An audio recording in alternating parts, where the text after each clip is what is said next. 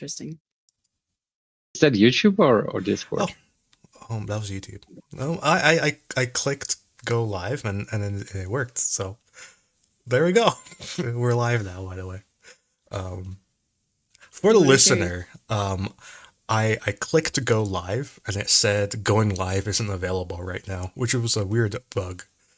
But I clicked go live anyway and then it worked. So there you go. Can you share your screen with us, please? Oh yeah, I can. I'll do that. I'll share it with you. Thanks. As soon as I find the buttons. Okay. There. It's shared with you. It's shared with everybody. So I'm joined today by Exit and Gick. How are you two doing? I'm doing great-ish, mostly. We're pretending I'm doing great today. Okay. We just had this discussion and Exit wasn't doing so great 5 minutes ago. Exit's pretending. Okay. I will pretend with you. And I'm doing great, thanks. Yes. And you're not asleep for some reason. Yeah, it's fireworks all over the place. And they keep me awake. Yeah, I haven't mapped some of the explosions just because I like eat dinner and stuff. But yeah, I think I only mapped like one of them. That's all we get. The other one was in Tula, right? No, not Tula, in Bryansk. Yeah, the other confirmed one is in Bryansk at a microelectronic factory. Yeah, then there's a third one which is supposedly in Tula. We saw an impact. I'm not yet 100% sure if it's there because the explosion looks oddly similar to the one in Bryansk. And then there was at least one intercept in some other oblast which I can't pronounce, to be honest. You're not daring enough to try. No. So this was the other explosion that I didn't put on the map yet. So what do you make of these little beavers flying around Russia? I mean, it seems like they can get through. That's the important message everyone is hearing right now. Yeah, there's it looked like one of them may have been shot down by a helicopter, which is weird. You don't often see helicopters used as air defense. Let me see if I can find that video.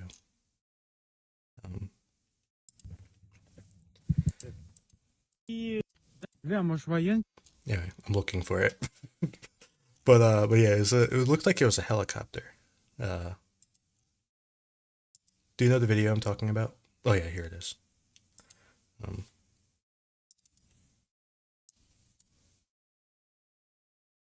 Boom. Helicopter. It looks like a helicopter.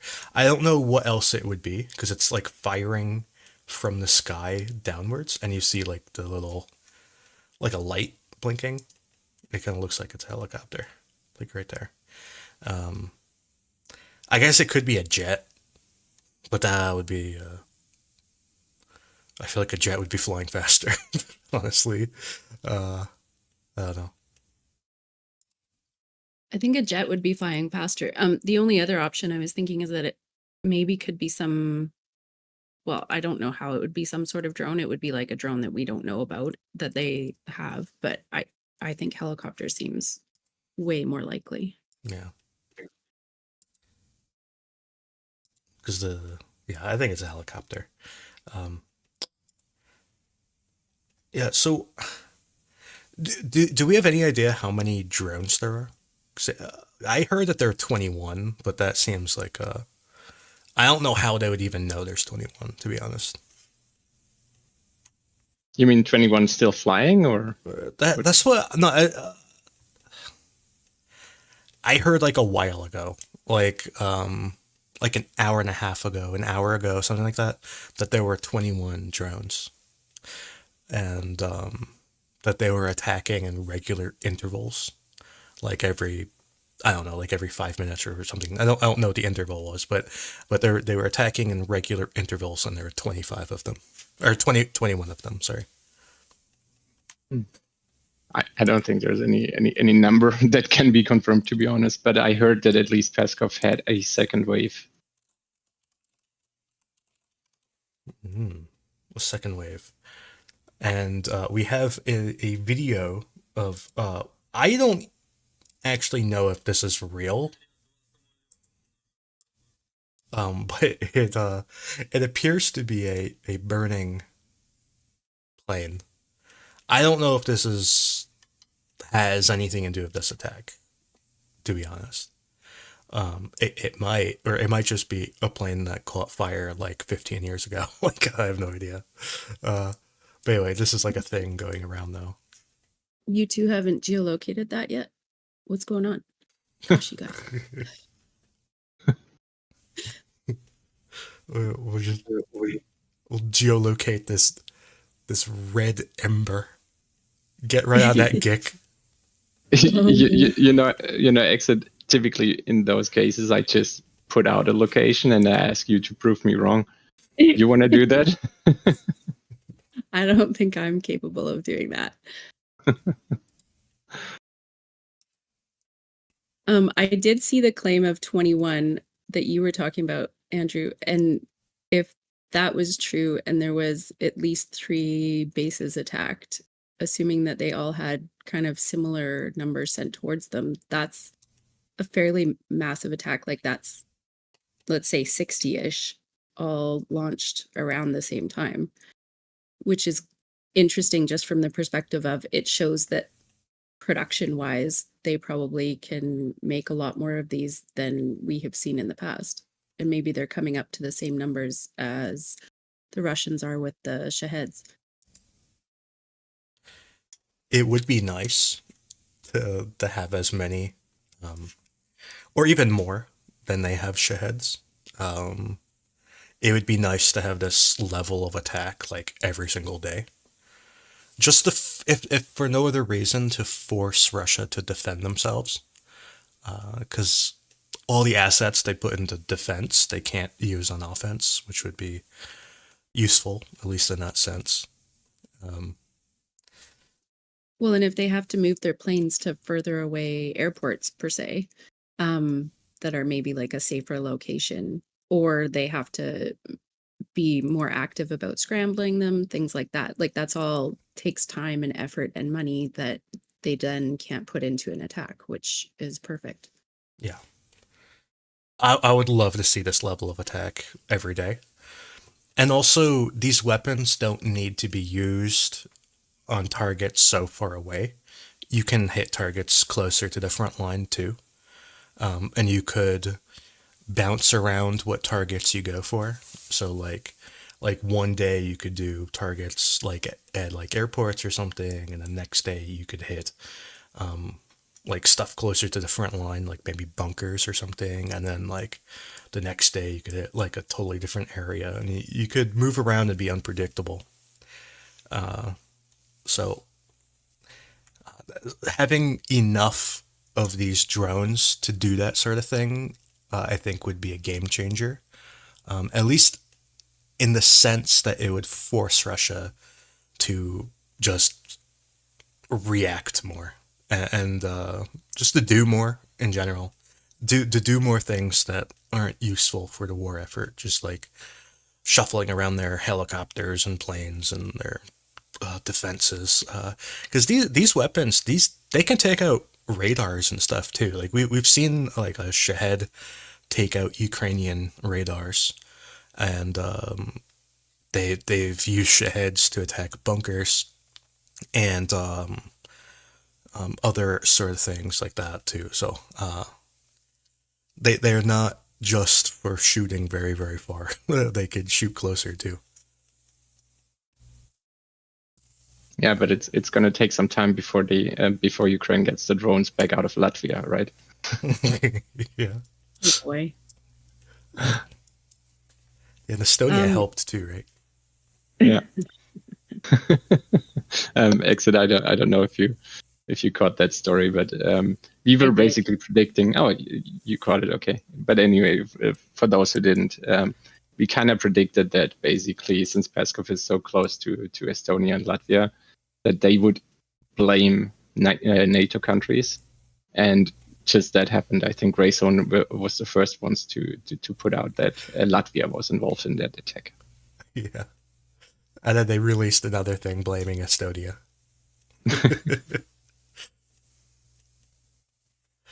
Are these the cardboard drones? I don't think so. I think these are the Bobers, which are those. It's the same drones they've been using to attack Moscow the whole time. So it's like those like hammerhead shaped drones. It's interesting that they use. Sorry, go ahead. No, go for it. It's interesting that they used the cardboard drones the other day and now switched to these. And I wonder if there's like any methodology to that, in that maybe there's different settings on air defense that detect one better than the other. And so when you are specifically like switching back and forth, it's not as easy to get the air defense to cue into a specific type. I don't know enough about it, but it just makes me wonder if that's a possibility.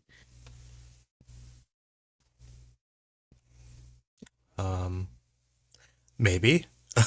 I mean, I don't know if we actually know what kind of drone they used tonight. The assumption is the Bober, just because it's the drone they use. It could be a different drone. And typically, like in some of those, I think all of them, I think all of the attacks on Moscow, I don't think they ever used one type of drone. I think maybe in some of the attacks they used one type, but like I always remember, like they'll show like 3 drones flying into the city, and then there's like all 3 of them are like a different type of drone. They just kind of like, they seem to be using whatever drone they have. But we don't know what's really going on. It could be that maybe they've gotten some production facility producing enough drones that they produce only one drone now. Maybe those other drones were just filler because they couldn't make enough of what they wanted. I have no idea. It's all like assumptions and speculation right now, because the attack is like literally still going on right now, so we have no idea. In case I did miss it, have we seen Ukraine using some of these bigger drones to attack anything on the line of contact? I don't think I've seen Ukraine do it, no. There's nothing stopping them. They could, but I don't think they have.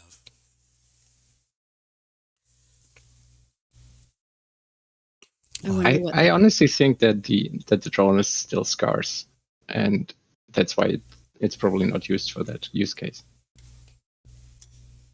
Yeah, and I wonder what that says about the just how they value the different targets and what they use for each target. It makes sense that with a longer range, obviously they're probably going to use that against targets in Russia that are more high value.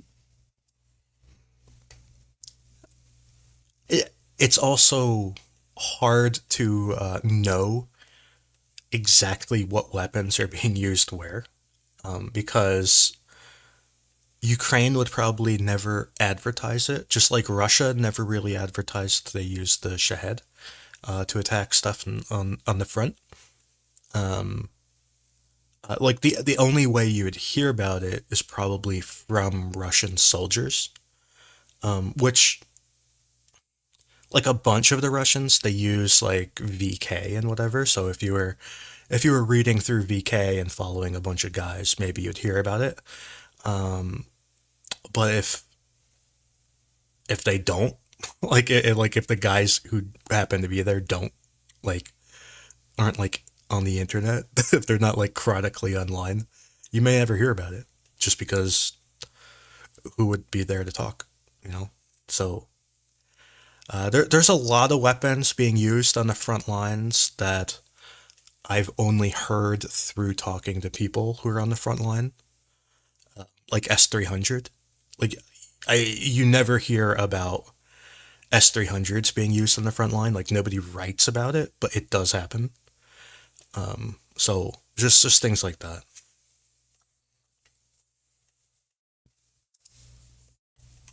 That kind of gets back to the conversation we were having in Mr. Bond's space about not breaking news, and that there's specific things that a lot of us don't talk about specifically out in public because it isn't public knowledge, and putting that information out there maybe doesn't help the broader cause.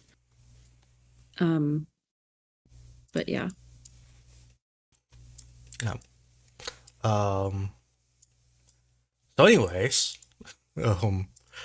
I think one big news story that I kind of don't want to talk about, but is important, and it happened yesterday. Russia blew up a Ukrainian train, and they published a video of it.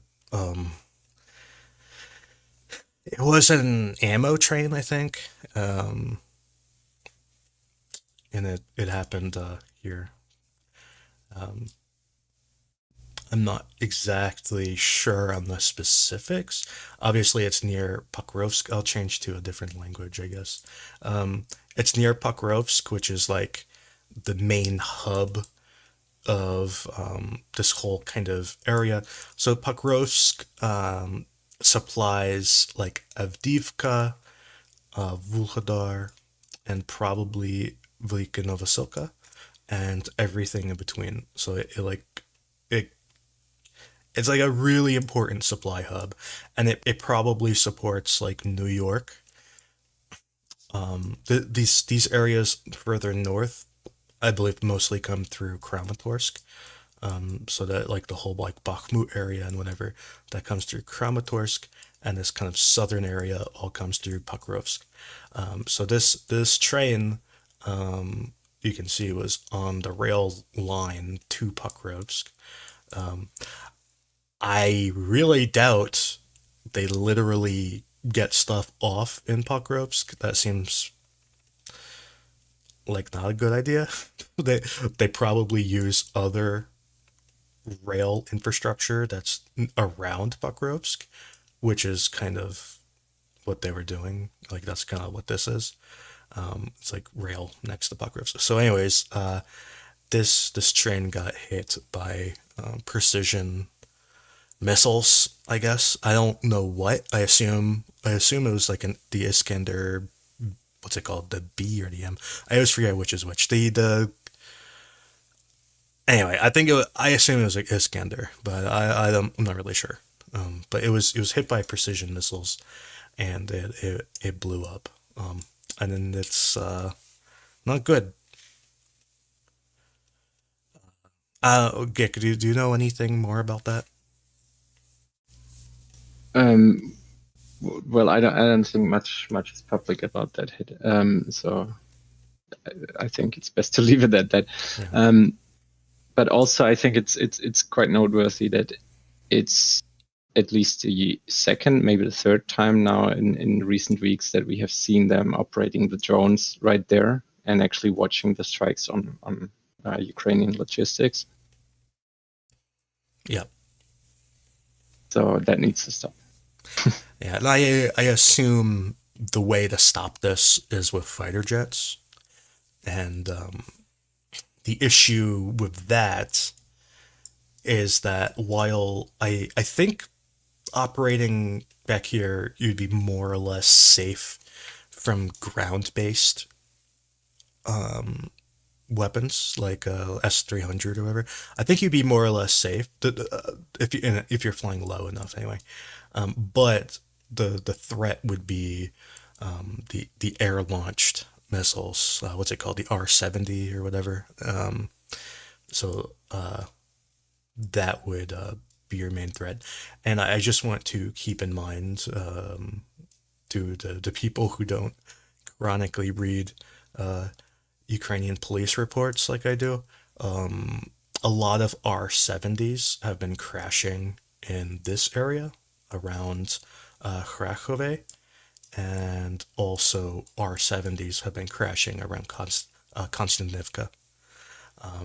So yeah, so those R-70s are probably being shot at fighter jets, and those fighter jets are, anyways.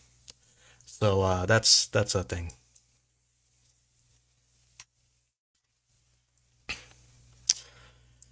So we can move on. I guess we can. I'll just get this out of the way because I'm not sure how important this is. But in the Kherson region, over the past few days, Russia has instituted a rule where everyone has to get a Russian passport by September 1st, which is in 2 days. So, and they're threatening people, basically saying, we will steal all your property if you don't get a passport, and things along those nature. So they're trying to force people in the Kherson region to get passports. So that's one story. Another brief story that you can talk about. Oh, I should have changed my map for this. I totally forgot to update my map for this part. I'll do it after the stream. But Ukraine raised a little flag in the Dachi area near the Antonovsky Bridge. This is an area that we've pretty much known Ukraine controls it for a long time. So this isn't really a important change or really an important piece of news, but it's nice to see them raising a little flag. A few days ago, there was a video of Ukrainians moving from roughly the same position. They ran between these two buildings, or actually that's like a road sign, and that's a building. They ran through that and ran into this hotel, and then the hotel got hit by artillery. So anyway, that was a video that came out recently and showed Ukraine pretty openly operating in this area without any Russians around, other than drones and artillery. So that is a thing that happened. I don't think it's super important, but it's just interesting. And so yeah. Oh, I'm trying to get all kind of the stuff I don't actually care that much about out of the way. Okay, so this area near Lyman Pershyi was shelled by a TOS. Gik, do you know anything about this TOS? No, unfortunately. Well, about the toss itself or about this shelling? About this area, about the shelling. Well, I can tell you that the geolocation, of course, fits the video. However, I could not source it properly, so I couldn't get it to the original source, and hence I do not know how old it is, unfortunately. But it seems relatively recent. I think it is recent. Unfortunately, there was a cloud over this today, so we can't look at the satellite imagery. But the reason I think it's actually recent is the satellite. Again, this whole area was a cloud, but you could just vaguely see this through the clouds. This little like three-way tree intersection. This area is getting absolutely crushed with artillery. Like, it's getting like insane amounts of artillery hitting this intersection and across this way, and you can barely see it through the clouds, but it's just barely visible. So I think Ukraine does actually control this whole area. Between the toss and that shelling. We also had a video not too long ago of a CV-90 operating on this street here. Now that video, I have no idea how old that video was. But anyways, I do think Ukraine did advance here. So Anyway, are there any other of these like peripheral stories that we should get out of the way before we get to the main topic, which is the south, by the way? I think we would need to check for yesterday what we had there. Okay, here's yesterday. See. There was the MSTA that blew up. That was very close to the front line for some reason. Yeah, I think CJ did a thread about that today. Yeah, it was, this MSTA was way too close. I actually don't understand why it's so close, because the MSTA is like the longest range gun that they have, right? Other than the Peon and MLRs, I guess. But it's like of the guns, it's like the longest range and the most accurate. Why would it be so close to the front? Like, it makes no sense.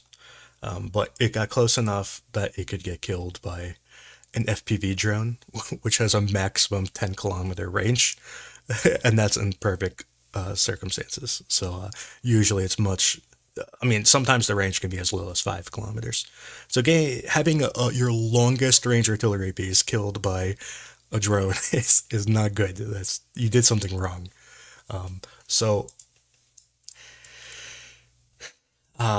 There are some ideas for why they would move a gun this close. One is to fire cluster munitions because they're so inaccurate. You have to get closer to the front. One is to do counter battery fire. They have to move in closer to hit Ukraine's longer range guns.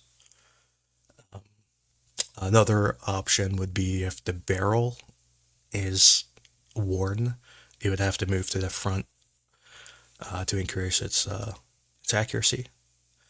I don't. None of those stories really make sense to me. But anyway, the MSTA getting blown up, that was cool. So yeah, we had some. We had like a Ukrainian tank battle where they had it wasn't really a tank battle, but it was a Ukrainian tank. It was sitting here, shooting over there. You can watch that video by clicking this and watching it. That's what it looks like. And Ukraine operating in this forest here with infantry, the group of the Russian infantry bumping into a group of Ukrainian infantry, and them not really noticing until this guy like in the back was like, hey, wait a second. So that was kind of a video. Well, yeah. Oh, and Russia shelling a Ukrainian position where there used to be a Russian position. That was interesting. But anyways, these are all kind of peripheral stories. What I really kind of want to talk about is the South. What is going on here? Today was Satellite Day. We had a somewhat clear satellite image. There were clouds. Some of them are very annoying. The clouds were the worst in the north, and better in the south. So we basically had no images north, and the image stopped around Pavlivka. So we didn't get any images of like Avdiivka or Bakhmut or anything like that. So like the image is kind of like on this diagonal. So anyway, I guess I'll ask you, did you see anything on the satellite that you found interesting? Well, pretty much everything you marked, to be honest. So I guess we could just click through each one of them because I think shit's burned. Yeah. So this first green eyeball, this is super interesting to me. First, there's this grass fire. This grass fire is new. Okay, I don't really care about the grass fire. I don't care about grass fires. But what's interesting to me is that this forest is being defoliated. Now, you could say that it was defoliated by a fire.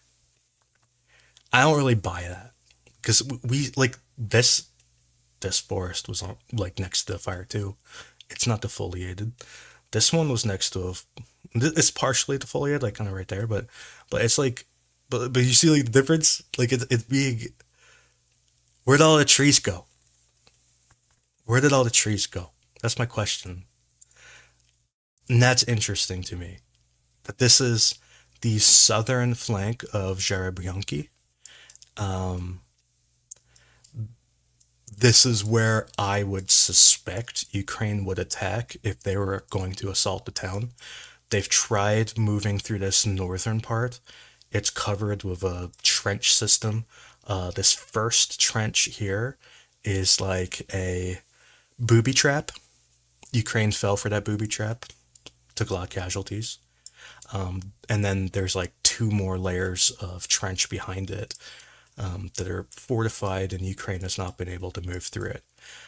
Ukraine tried moving up this road, didn't work. They tried moving through, they moved through this forest to attack that trench, and that didn't work.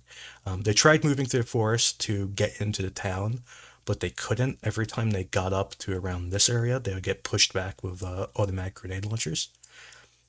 And so if you were going to assault the town, I would imagine you would probably push down these tree lines to kind of this area and then move west.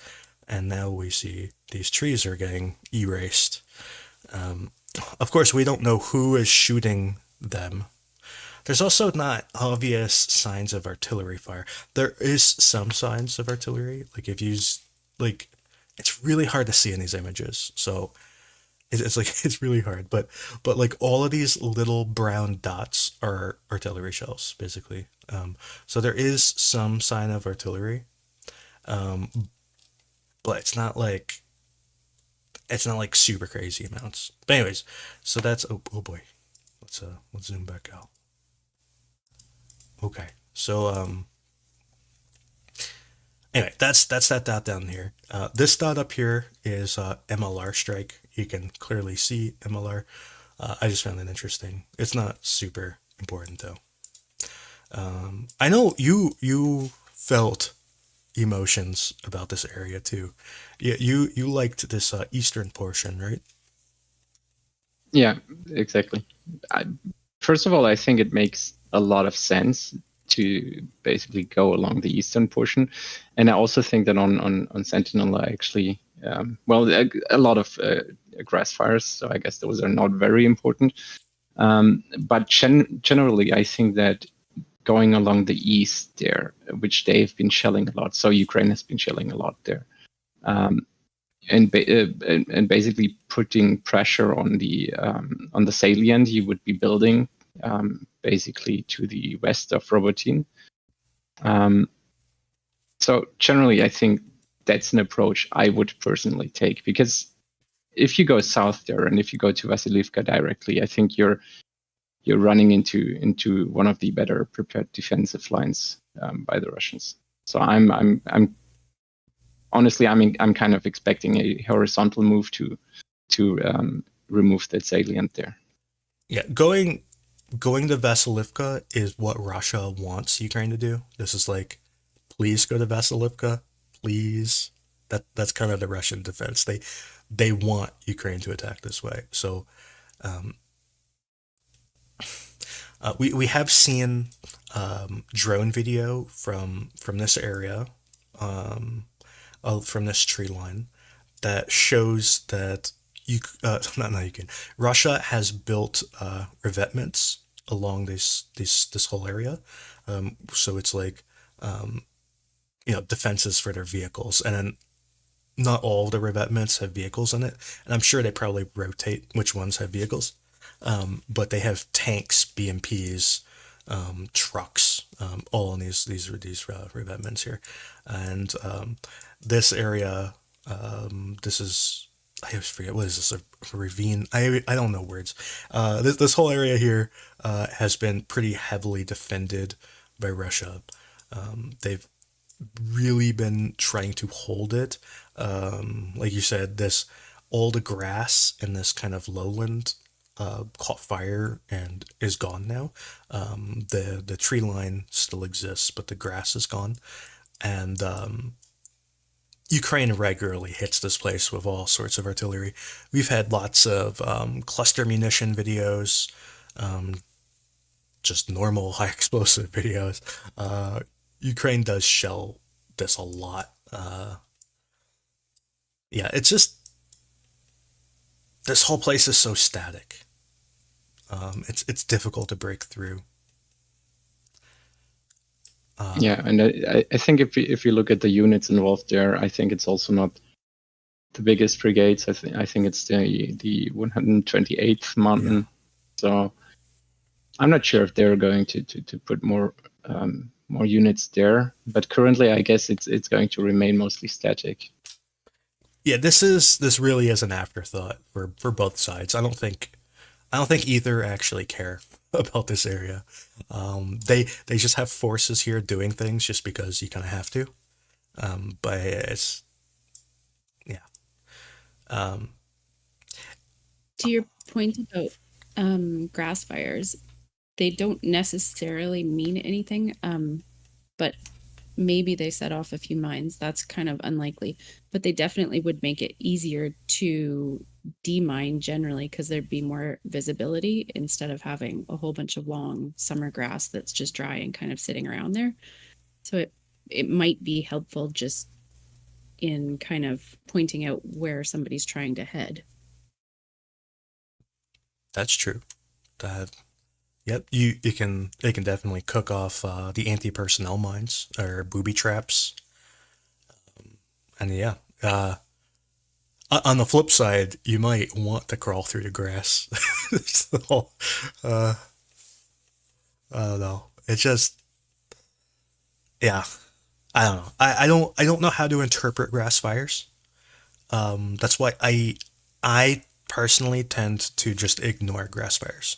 Because I don't know how to interpret it. There's so many unknowns. There's so many like moving parts.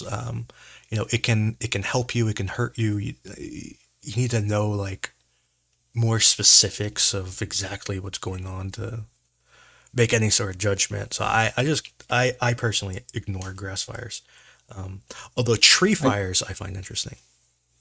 Yeah, today I watched a video of a little Russian field ammo depot exploding, and it basically, it threw sparkles everywhere, and you saw the grass immediately starting to burn. So yeah, I think it's hard to interpret any of that. Well, and I was going to say that we're coming into the really dry period where we're going to see way more grass fires. So like even just naturally, we'll see more grass fires in general across the whole of Ukraine. So putting too much stock in them is dangerous for your interpretations of what's going on. Oh, you mean I can gain a lot of followers by posting firms updates every day now? Yes, you can. Man. I honestly don't even look at firms anymore just because it's just like the whole country's on fire. It's just I don't even know how to interpret it anymore. It's just like, okay, so like everything's on fire. Cool. Yeah, honestly, I only use it if I know a location which has been targeted. Then I look at firms to confirm if it's if there's any more evidence to add to the pool, basically. Yeah. So on the satellite imagery, as per usual, there's like no information for like this whole area. Like all these like 4 towns. There's almost never satellite imagery showing anything. I'm pretty convinced nothing's going on here. It's like there's a little bit going on around Zhereb'yanky and Piatikatki, and then there's a whole bunch of nothing here, and then like a lot going on around like Robotyne. So anyway, so this whole kind of middle area, nothing. Robotyne, we had some heavy shelling south of the town, which is pretty interesting, although it makes sense. This area where this heavy shelling was one of Russia's main defensive positions south of Robotyne. So it could be that this position is still manned. Similarly, I had it yesterday that this was a this intersection was a gray area because I honestly had no idea who was there at that point. But Ukraine is shelling it now, so now it's marked as Russian. Now to the southeast of Robotyne, again, extremely heavy shelling, and this is ongoing. This shelling was not as bad 2 days ago as it is now. The trees are just disappearing, turning into a wasteland. So yeah. And south of that today, we had a video of Bober hitting Ukrainian infantry with a drone. Now, these infantry were moving through the not through the open, but they're moving through the forest strip. They were not in defensive positions. It seemed that they were attacking, to me. So that's why I didn't draw this as a Ukrainian controlled. It seems that they were attacking something. And this diagonal down here, you might wonder, that's a very oddly specific line you've drawn there. This is the Russian trench line. So that's why it's oddly specific. Is it the trench line or already the dragon teeth? Whatever. Same. Dragon teeth. Whatever it is. It's the Russian line. This specific line. Now, it kind of continues down like this. So down to like over here somewhere. Anyways. Now, this was interesting to me. This shelling, super heavy shelling, to the east of the Russian line. What do you make of this? Because I was tempted to make this whole area a gray area. Seeing this level of shelling to the east, on the wrong side of the Russian line was interesting. And I wasn't expecting it.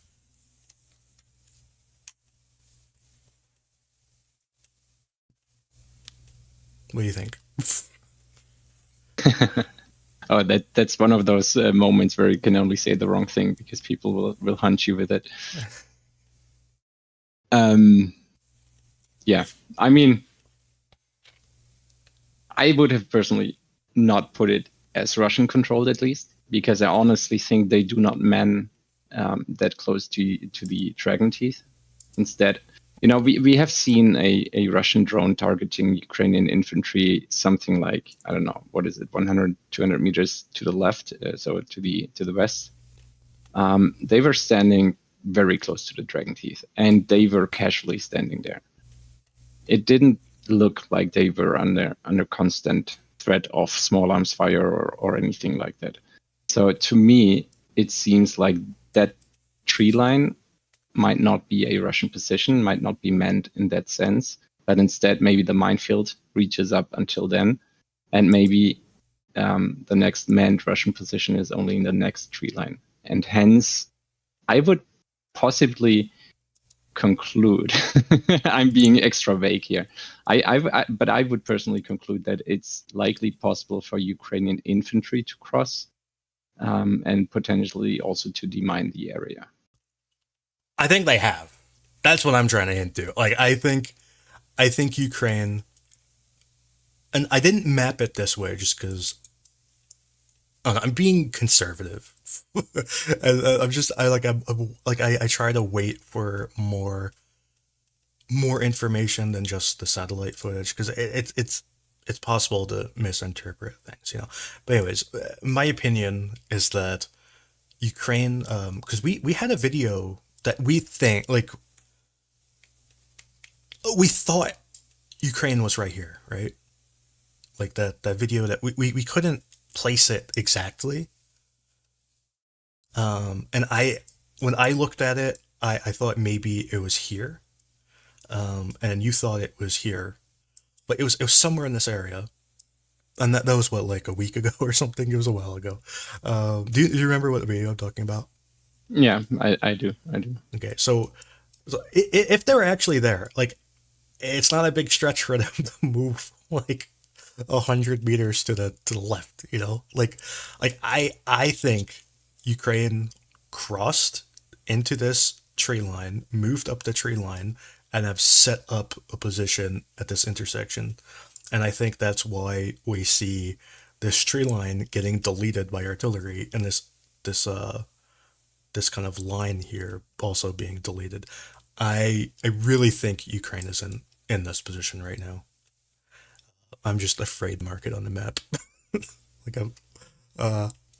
Like I probably should make it a gray area at least. I'm just scared to. It's really just being conservative, like overly conservative, probably. Yeah, I think the issue really is that people overinterpret what that, what the Dragon Teeth or the Kobler-Rune line is. I think that people think that once you cross it, it means you have a breakthrough and off you go. And once you understand that that's just not the case, and that's just some regular obstacle, basically, which is probably easier to cross than the next tree line. Yeah, I think that's when you can mark it. But people need to be prepared for that it's not going to go super fast now only because you've crossed it. Yeah, I imagine that this tree line here is the Russian line. And I don't really know if there's evidence that that's being heavily shelled either. Similarly, this area to the north, and you can see this is the little pyramid line, right? So anyway, so this is getting shelled by MLR. Probably these are rather large shells, although not as big as like a bomb. So maybe like Smerch or something, or whatever. It's bigger than artillery and smaller than a bomb. Let's put it that way. So it could even be S-300 maybe. Anyway, so that is this location right here. Yeah, I think what's interesting about that location is that I think 46 Brigade it was, which released a couple of drone videos. If you go back a couple of days, they are just north of that. Yeah, exactly those. They are just north of that. And they were all dated. And they were all dated to recently. So if that is Russian shelling, it really must have happened very recently. And I don't think that indicates that Ukraine actually is there or has crossed in that position. You don't think? I don't think they've crossed there, no. I don't. Because like the drones picking up the Russian infantry, I don't know, four days ago. It's very little time frame to conclude that they've crossed there, don't you think? I don't really know. I do know that the shelling is recent. It happened. When was the last image? 26th. So it happened on the 27th or the 28th, or maybe the 26th. So there's a 3-day period. So it happened in the past 3 days. So it's very recent. There's also shelling along those tree lines. There were those drone videos that made me dizzy, and I didn't want to map it because it made me dizzy. That were in this same area, and some of them were like more over here. If I remember right, they were like hitting over here, and some of them were over here too. So I have no idea. I really have no idea. I just sticking to objective facts. Somebody is shelling this location with large rockets, or yeah, I think it's safe to say large rockets. Probably at least 200 millimeter rockets or something, like bigger than the Grad. Actually, I can't remember. What's the Grad? Anyway, whatever. It's bigger than the Grad. That's what it is. I was just going to mention that Aragon, yeah.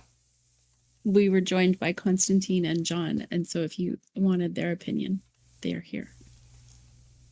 What do you think this is, Constantine? What do you think this hole is in the ground? It's hard. It's like impossible to tell from this footage. Urozhaine. Yeah. It could be S300. It could be MLR. It could be maybe a peon, maybe, I don't know. It's not a grad. It's not like 155 or 152, and it's not a bomb. So it's a rocket, some sort of rocket. It right here, and there's a bunch of them. It looks like there's 10 at least. So, anyway, Andrew, in that direction, what would you think if I tell you that I would probably expect them to bypass Verbove towards the north first? yeah, that's I fully expect that. That's why I think they probably didn't cross there. They might have reached it, but they didn't cross there. Because I would expect them to more or less reach further east to get Verbove basically from two flanks. And also to maybe be able to finally take Novoprokhovka. Yeah, I expect Novopokrovka to be the next target. I've been expecting this for a while. It completely makes sense to me to take this town. It's been a thorn in the side for a very long time. It's getting increasingly exposed. Yeah, I expect Ukraine to try to take it.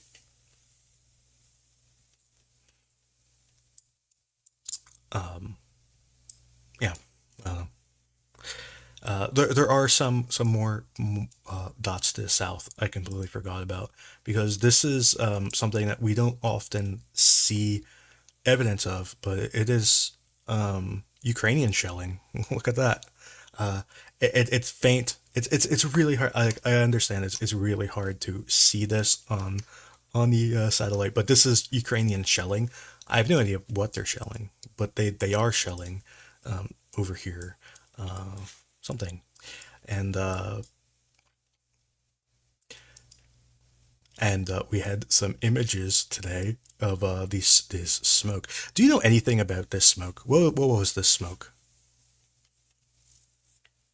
Honestly, I don't know. I just think it looks way too clean to be, something burning.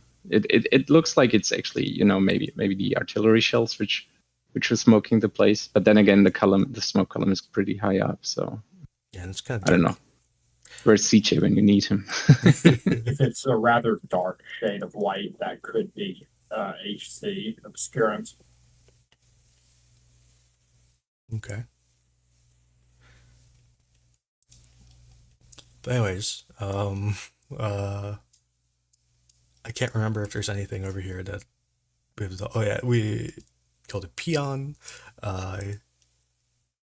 There's a Gimler strike. What was this one? Zhetel killed by a Gimler. Okay, so moving on. Near so like this Zhereb'yanky, Horlivka, and Marfopil area, there's some change that so this is one of those areas where we never get change, so any change is interesting. The change that we get is in known Ukrainian positions, which is kind of lame, but the changes are basically just shelling. These are larger explosions of some sort. I have no idea what they are. Could be a rocket, a MLR or something, but this is also a lot of like 152 shelling probably, all on the Ukrainian side of this tree line. So similarly down here, I wouldn't say lots of shelling, but noticeable shelling. So this is a change to an area that has not had a change in months, like so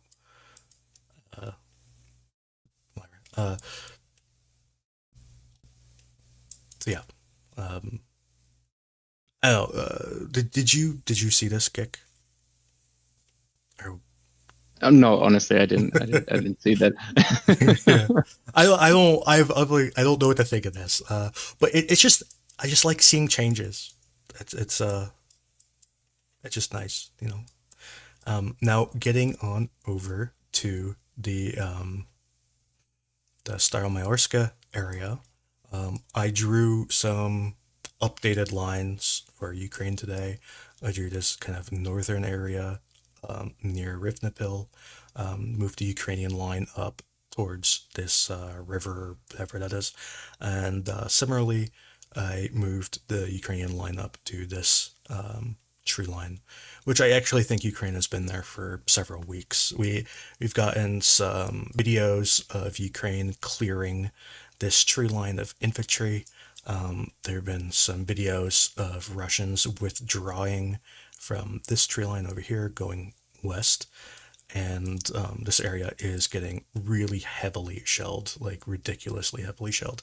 So that's why I moved that line, and that explains that dot. Similarly, south of Urozhaine, you see pretty heavy shelling. Again, larger explosions hinting towards MLR and not just artillery. So like these little tiny circles are artillery, and these bigger circles are obviously not artillery because they're too big. Okay, so, and this is kind of the southernmost portion of Urozhaine, and we also have seen some video of Ukraine operating in that little corner. Now, can I interrupt you real quick? sure. There was one video today which was showing Ukrainian forces taking POWs, sorry, which is kind of said to be in Zavidne Bashania. Mm-hmm. And the only place really that makes sense for it to be is in the forest, basically southwest of your green Ivor. Yeah. Very green. Yeah, It's- exactly. it's very green. Look how green it is. That's where someone placed it. I think it makes sense. However, it's really hard to confirm it because it was very zoomed in. But I do think it's not entirely unthinkable that basically anything north of that river is kind of in Ukrainian control, or at least being mopped up. Yeah. Now, from what I understand, Ukraine tried moving south from Urozhaine, and they tried moving east, and they had some progress, but it seems that they lost the progress that they had. For example, we saw Ukraine operating in this corner of these two tree lines, and they're not there anymore. Another example, we saw Ukraine operating in this little like island of trees, and they're not there anymore either. It seems that they've pivoted, and now they're trying to move down this kind of western side. And I don't know if it's literally to the west over here, or if it's more into this tree line, or but basically, from what I understand, Ukraine's goal is to kind of capture these towns, or not these towns, these houses here, and then kind of move south from there. So I think that's what we will end up seeing over the course of the next week or two. This kind of eastern assault, I think, didn't work out. It's too well defended, in large part due to this trench system that's right here, that's anchoring everything. Ukraine kind of broke the western side of the trench, but the trench itself held, and then Ukraine had to withdraw because they took too many casualties from artillery. And they've tried to move down this tree line here. We've had numerous videos of their attempts to do so, and none of them worked. And similarly, they tried to move down this tree line, and that didn't work. And we have some satellite imagery of this tree line being deleted, but more or less all the tree lines here look like that. So, yeah, I think we're going to see more action here, basically. which I think a lot of people expected anyway. I don't think it's too much of a surprise.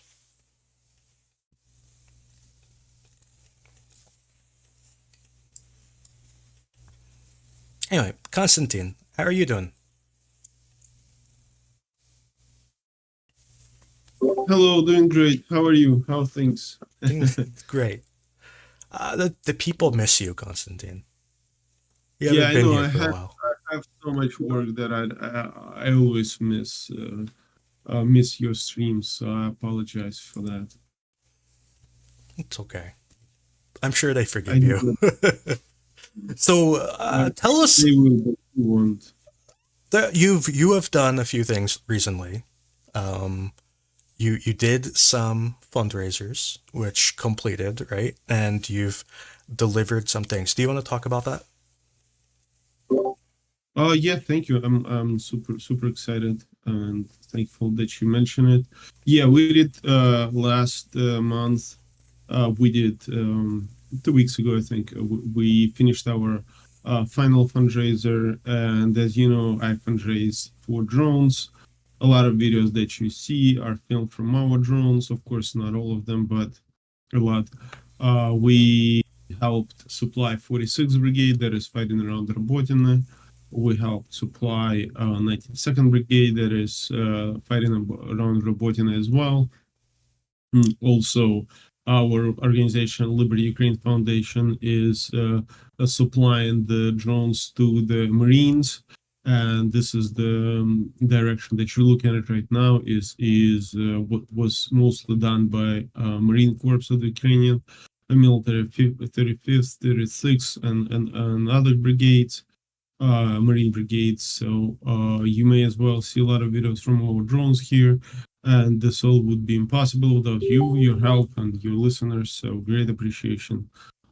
Many thanks for that. And right now, I'm not running any active fundraisers, but if you're interested in sending drones, you can always go to libertyukraine.org and donate. And we all the funds that come in without any specific purpose, they usually go to supply the drones.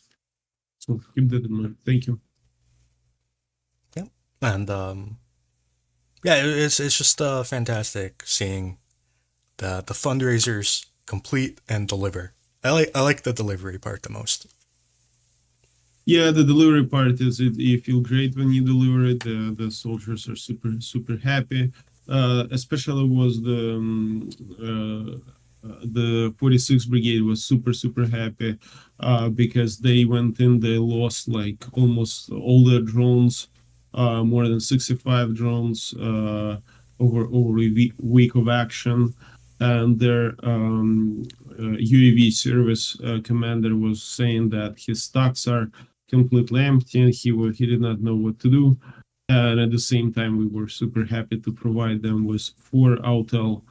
These are a bit higher capability drones than the usual ones. So we provided them with 4 Autel Max 4T drones. And at the same time, maybe you know, I got contacted by Peter. He's from Norwegian. He's Norwegian man. He does data as well. Peter Furlich, I think. They have their foundation that helps Ukraine as well. And he asked if I have any unit in need of the drones. And surprisingly, it was Autel Max 4T as well. So I gave him the contacts, and he delivered 4 extra drones plus additional DJI Matrix 30. So we're like packed them and they're ready to go to last longer now. And they were super happy, and it brings a lot of pleasure, you know, knowing that your drones, they go directly into actions. They're not, you know, sitting somewhere behind the lines, and they go where they're needed, not to the units that are, you know, there are some fancier units that have so many drones on their stocks, and they keep fundraising, they keep getting the drones, but they don't really need them. So seeing that we help exactly where it's needed, and with how close the supplies, it makes me absolutely happy. And yeah, so thank you very much. Thank you. John, how are you doing? Pretty good, pretty good. I just finished having dinner. Nice. If we keep the stream going long enough, we might be able to have me get a better microphone in real time, so it should be arriving in an hour. That would be fantastic.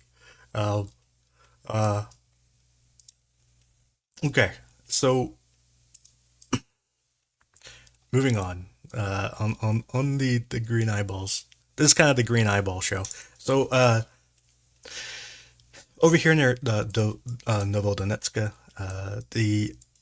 there's a shelling. There's heavy shelling. Now, I don't actually have any idea how to interpret this other than it's a fact. No, there's nothing more to say.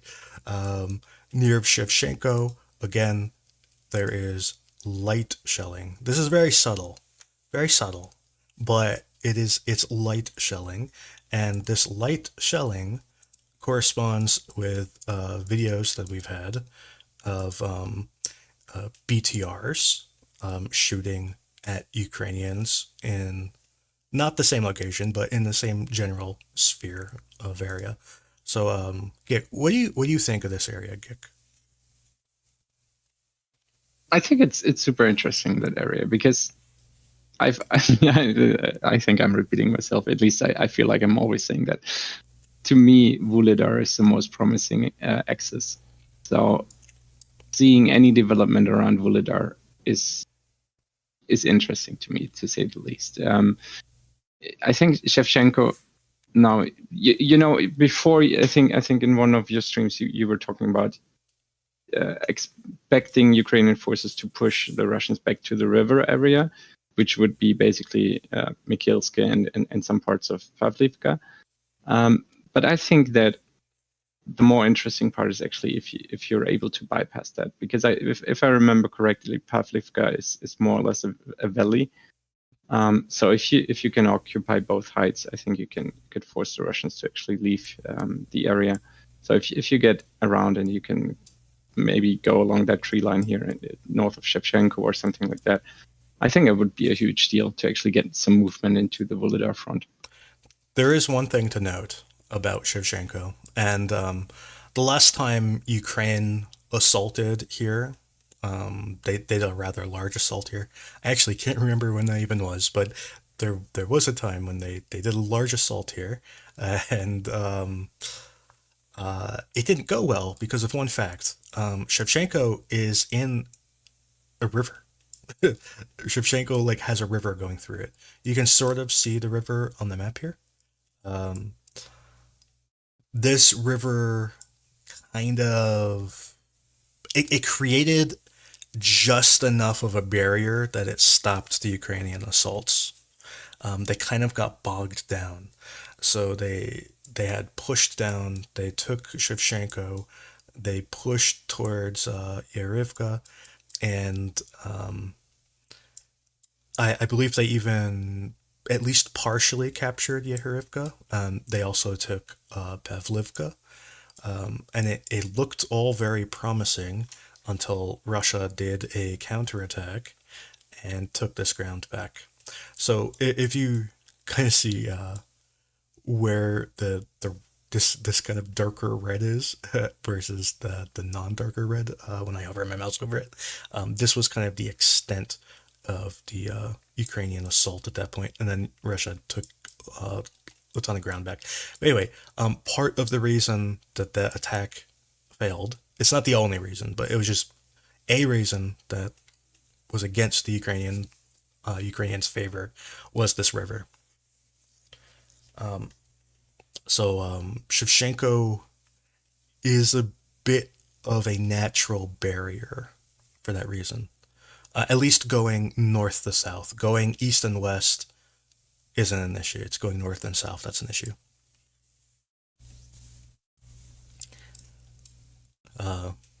I can't remember when that assault was. It was like last summer, I think. Anyways, it was a long time ago. Anyways, I don't really have anything to say about this corner. And there's been no satellite images of this corner because we only get satellites here like once every 5 days, and every single time it's been cloudy. So it's really frustrating. In Marinka, there's still ongoing fighting. Near Nevels'ke, Russia is trying to retake ground that Ukraine took in their attacks. Ukraine pushed the front line more or less from this tree line back to this tree line, and now Russia's trying to take it back. And Pervomaisky, not much. I really have no news. There's this video of shelling a Ukrainian mortar position.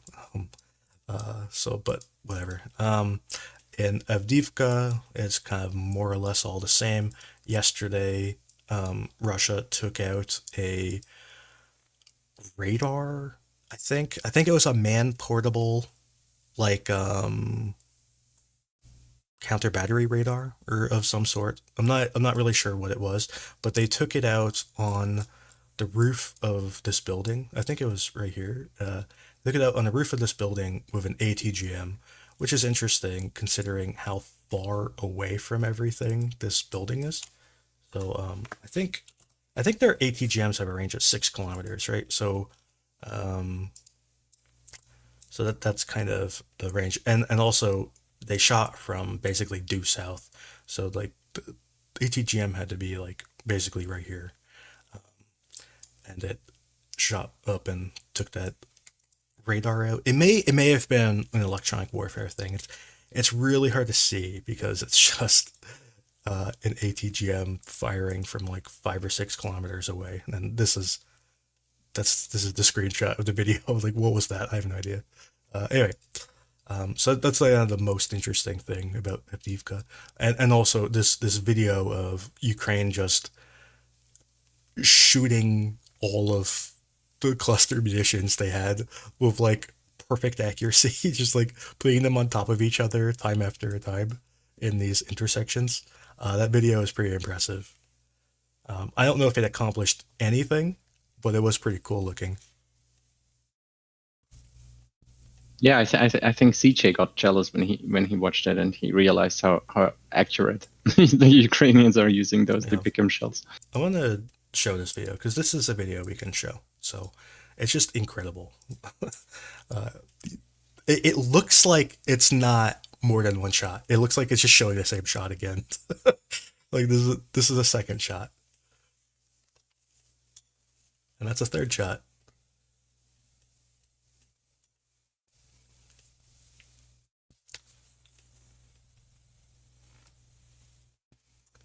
How many shots do you think it took them to film this? I think they filmed the first shot in each instance. I have to say that just to play with CJ a bit more. Yeah, if you can't put 3 shells in the intersection of a road in a row, then maybe you're not fit to be an artilleryman, you know?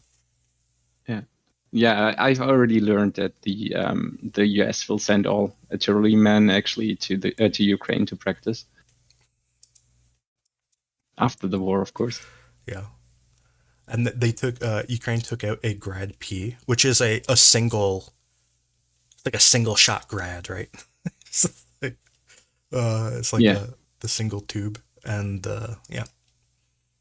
They also. What do you think of that area in general? Because I was looking at all those shellings, and also with I think that advance here exactly where your mouse is. Do you think that area is interesting because it's not that far to the 24th of February line? What's interesting to me is that I know that the area between this tree line right here, like this diagonal one, and this area over here, like this railroad, this whole section is completely, basically impassable for the Russians.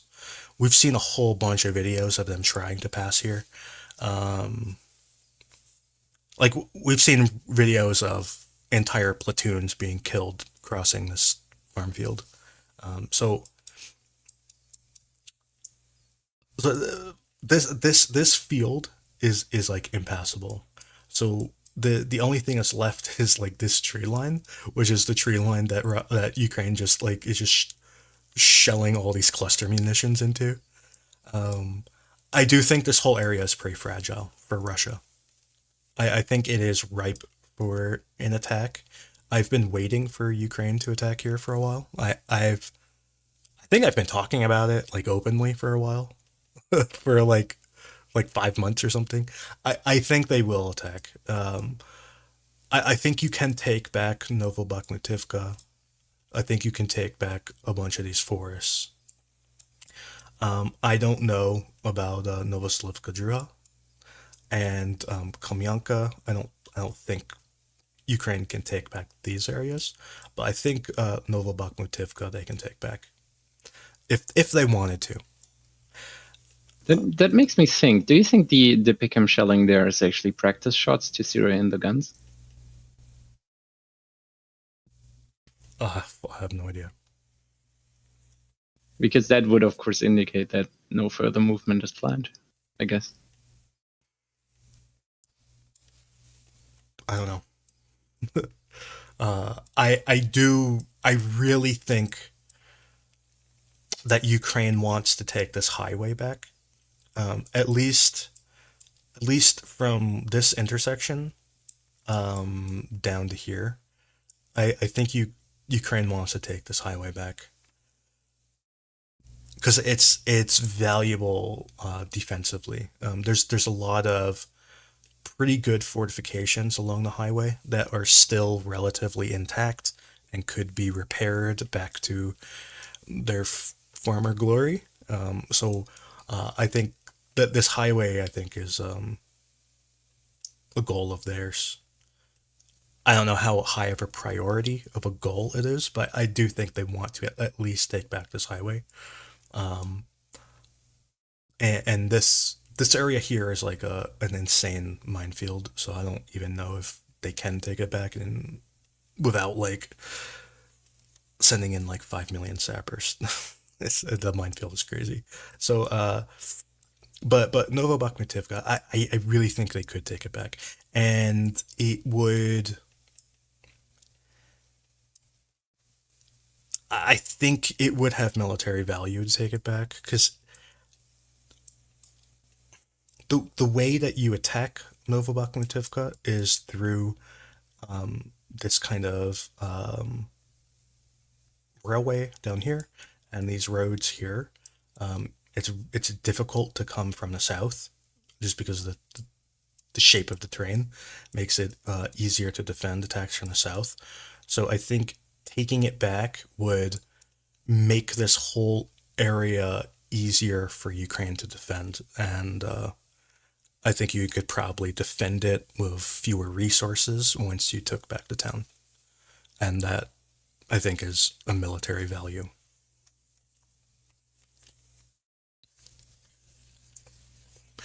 There's also a whole bunch of ruined tanks here. And by ruined, I mean they fell into the river. I wonder if Russia ever got them back. Have you seen the video of those tanks? They're really funny. No, not of that area. It's from like really early in the full-scale invasion. Like really early on. A whole bunch of Russian tanks just like drove into the river here. It was like here. They all like drove into the river. It's just like one after another. And there's just this Ukrainian drone like hovering near them, just watching them all just drive into a river. It's just so many of them. It's a really funny video. And there's one of the tanks, there's a wooden bridge, like a footbridge, and the tank trying to drive over it. And it's like, I don't think the bridge could have supported like a like more than 3 humans at a time. You just see this like T80 trying to drive over it. And the bridge just collapses and it fell nose first into like the river with its ass just sticking out of the ground. Oh man. But yeah, I don't know what happened to those tanks. They may have recovered them at some point, but the video is just really funny. The video came out this year. Like it came out in like January, but it was filmed like last March. Or something. I don't know when it was, maybe April, whatever it was. So yeah. We never get news about New York. I've tried so hard to get news from New York. But I can't get news from New York. So Constantine, have you ever heard from anyone who has ever been to New York? No. I can't. Actually, it's not like I'm doing surveys, but I'm sure if I ask someone, I will find someone there. But I have not ever heard someone saying, "Well, we're like kicking ass or getting our asses kicked or fighting in New York." So Yeah, like there's Alexandropil, there's New York, the whole like Touretsk, like this whole area. I have never heard. I've never read anything about this area. Well, there were some like journalistic articles and stuff, but I haven't read like personal accounts.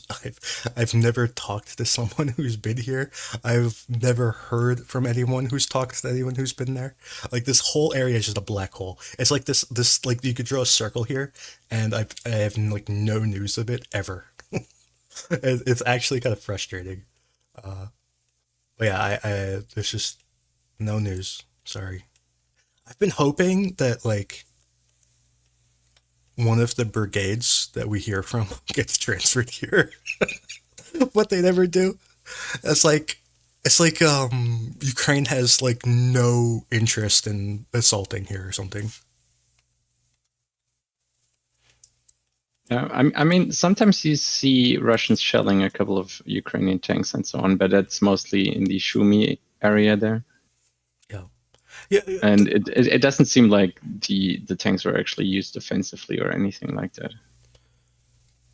we sometimes get news from Horlivka from the Russian perspective, but I've never heard anything from the Ukrainian perspective. Like occasionally there are national police reports from here, like Russia will blow up a building and the national police were right about it. There was one report about there was like I don't know who wrote it. It was like the New York Times or something like that. There was like a famous Ukrainian artist who died here, and I think he died in Mayorsk. And there was like an article written about him.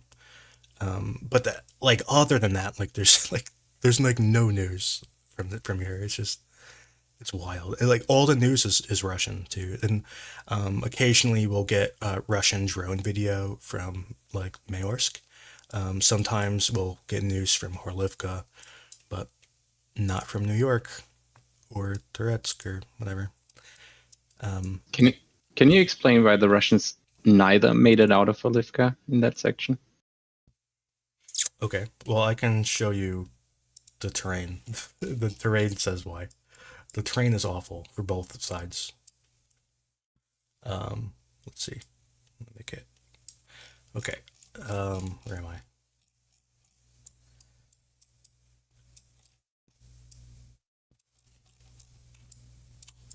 Okay.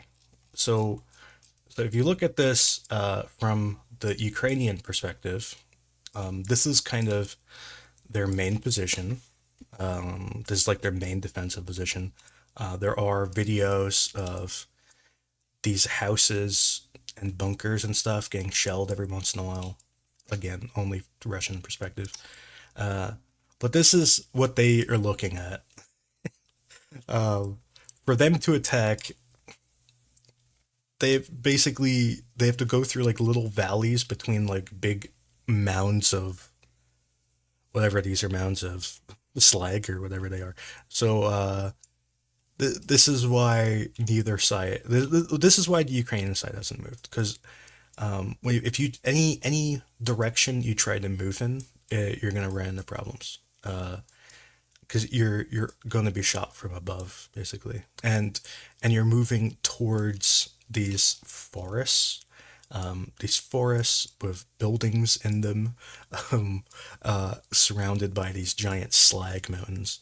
And similarly, if you look at it from the Russian perspective, it's basically the same problem, except probably even worse, because you have to not only climb through slag mountains with forests and buildings and bunkers and stuff, but also you have to do it climbing uphill.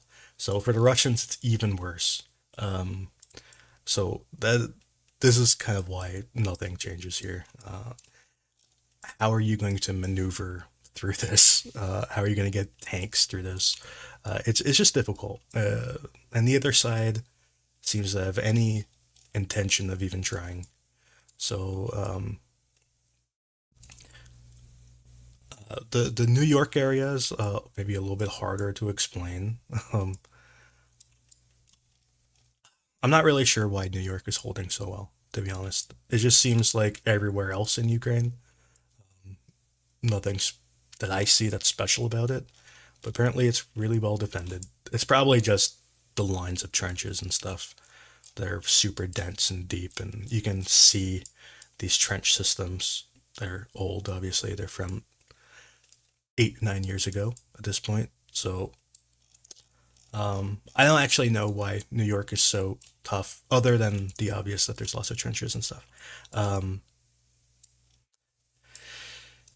It seemed that the logical thing for Russia to do would be to try to flank this area from the north, but then they got bogged down in Bakhmut, and yeah, that's what happened.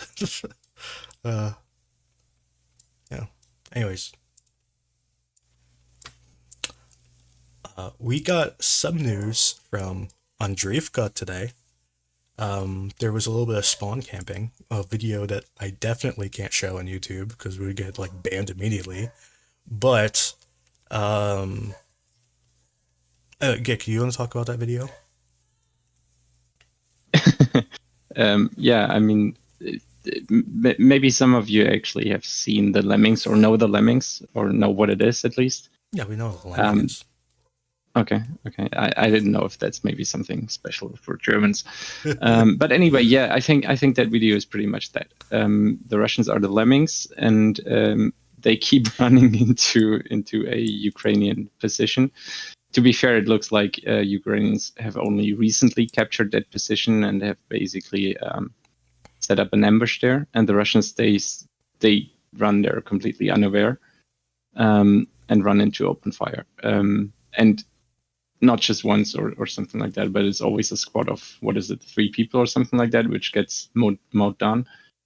I mean, if you hold it with the Ukrainians, it's a fabulous watch. Yeah.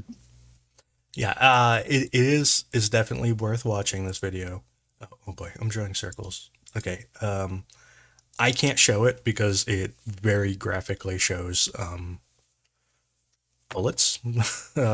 But yeah, you can go to my map and click this button, and you can click that and watch the video. Basically, I think it was 2 Ukrainians got into a I don't know what it was. Was it a foxhole or something? Anyway, they got in there. They felt all safe. And then Russians just walked at them one at a time. So Andriivka seems to be on the verge of breaking. We've talked a bunch about how if Ukraine got to this railroad and established control over it, they could start moving either south towards Kurdyumivka or north towards Klishchivka, and either way would be very bad for the Russians. Well, Ukraine has now gotten to the railroad. We don't know if they've established a foothold there. We have a video of them operating there, and I don't think that video would come out unless it were old. I don't think they would just release this video willy-nilly. So it's probably old news. This foothold may be much bigger than we think it is. We may be several days behind in the news just due to operational security. So Andriivka seems that it may fall soon, I think. In Klishchivka, Russia is trying to push along this northern tree line into this main defensive position on the top of the hill. I don't think that attack has much chance of success, but it's kind of their only option, I think. Constantine, what do you think of that? Because I know you. Yeah, could you zoom out because I was on the call and I was distracted a bit. Sorry. Klishchivka. Yeah. My favorite one. Because Russia is attacking along this northern this tree line to the top, trying to get to this this main trench system on the top of the hill, and I assume that this is their only option at this point, because I don't think they can hold the town itself. I don't know why you would even want to hold the town, and they. Yeah, I don't understand around. why they keep. This is the Ukrainian advantage, honestly, when they try to keep every insignificant town like this. But I don't see them succeeding much, and I don't see them holding. Even if they manage to take it, I mean, they lost a couple of weeks ago or months ago. How are they gonna plan to hold it? And I know they send their more elite troops such as VDV, but I simply don't see them. They will not force VDV to hold the trenches. They will still have to pull back the VDVs and put inside their standard infantry. And I don't see how that infantry will be able to hold it. It's going to be another slaughter for them. And I don't see the point in it, and it's a hard terrain to go through.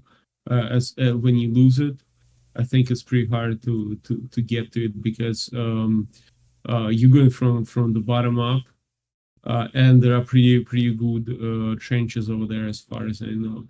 And there are our brigades that actually know what they're doing. It's 5th and 3rd brigades. Assault brigades that are really know how to maneuver and know how to use their heavy equipment, use their mechanized forces for the assault, for the defense and attack, compared to our other less fortunate and less knowledgeable brigades. These guys know what they're doing, so I really didn't see much success. I mean, these are VDV are Russian reserves, right? They're always coming as reserves, and I don't see why would you waste your forces on this? But I'm not their general, but it appears that they're fighting for every inch, and they don't, they see probably losses like this as big political blows to them, and that's why they're trying, to fight for every inch. And for Ukraine, it's not that bad because it would be much worse if they would fall back and take some much more fortified and much more practice defense in depth. Basically, when if you take one line of defense, they fall to the next one, they range it down there, they fall back. I mean, there is even if they lose Bakhmut, it has no strategic value on that axis. So they can keep falling back for quite some time, and I don't see why this is happening from strategic point of view. If that makes any sense. Yes. I just don't get it either. It's just really weird, and especially now, if this railroad is penetrated, and Ukraine can set up a good foothold on the railroad, now you're making it. You're going to get into a situation where Russia's going to lose their ability to attack Klishchivka. If Ukraine keeps doing what they're currently doing, Russia's going to lose their ability to attack, and they're going to end up losing all these guys for nothing. All these resources they're expending to try to cling to a town that they've lost weeks ago. So it's all. I don't really understand why they're doing it, but that's what they're doing. Further north, this little forest here. We've had numerous videos of Ukraine operating here. We had the main video of them assaulting. We have one video of this patrol. We also have videos of them losing tanks, unfortunately. They lost a T-80 BV. So yeah, this little forest is at least partially in Ukrainian control, apparently. It's hard to prove, but it's all signs point to at least partially in control. On a satellite imagery, I have an image here from a few days ago. This is from the 26th. You can see that this forest is being absolutely destroyed. Not that long ago, this forest was mostly undamaged. All this damage occurred over the course of maybe a week and a half. So, yeah. Now, you know what, Andrew? I feel like you should actually show that video of the patrol up until the point where they start firing, to also highlight the importance of drones. this is risky. well, once they start firing, just abort. But I think it starts really well to bring a point across. I'm going to have my finger on the abort button. Okay. So what you see here is the Ukrainian infantry on the bottom left, right? Yeah, this is. And you see the Russians passing just a bit to the right of that. And they are unable to identify, basically, who that is.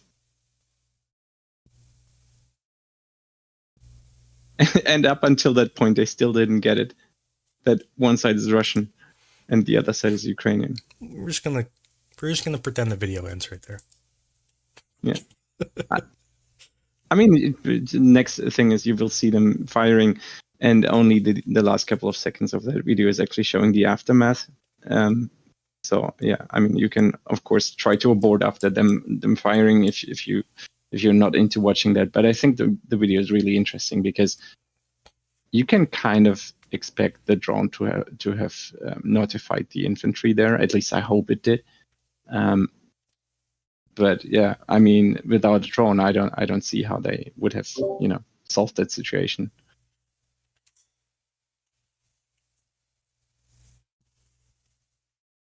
Constantine, you wanted to say something? No, it just shows like there is the person who's looking at it on the drone may not actually know himself, whereas we have the centers with stream centers where you have this streams of different drones coming in, and just by looking at it, there is no guarantee that you would know if these are our guys or not. And even with drones, friendly fire happens a lot. It's something that's not usually discussed, but friendly fire is a big problem. Identifying yourself, if you look at this video, right, it's not like you can clearly see who is who, and especially when you have to make split-second decisions, right? This moment is only like 10 seconds, plus maybe 15 seconds. And when you're looking at it, you may as well. Our guys are clear, right? They have the blue bands, but those dudes that are passing, and you have only 20 seconds to identify and take the decision. So it's it's not that straightforward. It's not always that straightforward. But of course, and the sickness of the grass, and also it's not. Can you bring back the video once again? I'm gonna go to the part where they don't shoot. Okay, 1 second. Okay. Yeah, what you don't fully understand here is how well they do them. Look at Like, this guy. This guy knows something's up. This guy may see it, yeah. But the others, they may not even see them because maybe they're, he has the position to see them. With such tall grass, you're like, it's not clear. It's not always clear when you're there. You only see, someone's heads, or you can hear someone's voices, for example. Not actually know that someone is moving there. Yeah. Okay. I'm wondering if it might have actually been for the better in that instance, because imagine they had started shooting right away, then the Russians would of course have been alerted and would have shot back. But in that instance, now you can, or basically the video will show that Ukraine will actually shoot them in their backs, which is probably the better case scenario.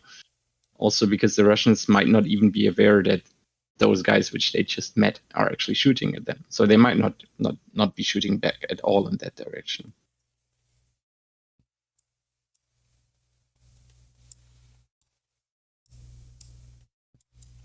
Yep. So I think we've gone through all the news. Is there more news? I don't think there is. We kind of Black briefly Sea talked about this top. Yeah. I think Black Sea News from Exit, and also there was a smoke column in Crimea today, which might be interesting because the satellite image for that location where it was indicates that it might have been an air defense asset located there. So it might be that in the next couple of days we hear good news from there again. Okay. So I think there's kind of two big things that happen in the Black Sea. There's Ukraine was able to take another cargo ship that was stuck in Odessa since the beginning of the full-scale invasion, and they were able to get it out back down to, it's now in Turkey, which that's two so far, and that just kind of proves that they are able to get commercial ships kind of just down the side of the Black Sea there on the, what would that be, western side, sorry. And I mean, we'll have to wait and see. I don't think that is convincing any other commercial ships that they want to start using that on a regular basis, but the more often that they can do that, I think that's a positive thing, and it just kind of proves that generally Russia doesn't have the same control that they are portraying in the Black Sea. So that part was really interesting. And then there's a satellite image in the chat, if you wanted to pull it up, of that. So Russia has sunk some ferries along the edge of the Kerch Bridge, and interestingly, the idea there is that they're going to use those as anchors to put some kind of booms up to block USV attacks. I just think it's really interesting that they do consider the USV attacks to be so important and so destructive that they're actually willing to do things like sink ferries to put the booms up and to put in the same kind of protections that we've seen them put in along Sevastopol. Whether or not those are effective, I don't know. I think we'll have to see. This is all happening at the same time that Ukraine is talking about their newest weapon, which actually travels underwater. So whether or not that this particular line of defense would actually stop the newest weapon, I don't think we know that. And it should be interesting to see how Ukraine kind of evolves their attack strategy there. But the other image that you showed shows that the line that they're particularly trying to defend is kind of right at the border of where Ukrainian territory and Russian territory intersect there. And I think it's kind of notable that both sides have chosen this as the point where they want to break the bridge or protect the bridge. It says a lot about how important that is to both sides. Do you know how deep the water is here?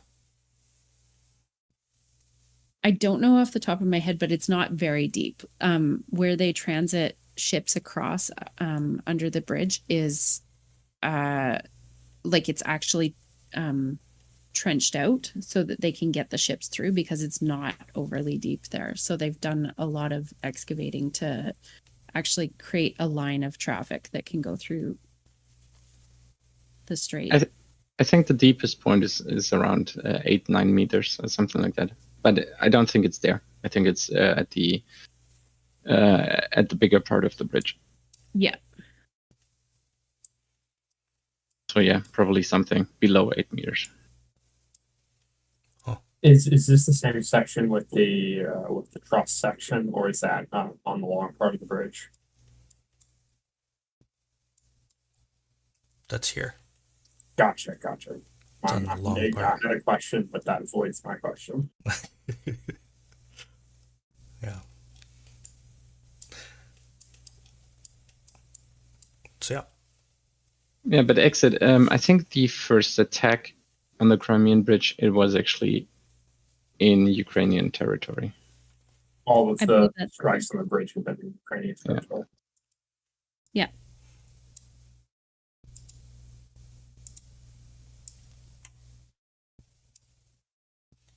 And the island, it's completely artificial, right? Or is it natural?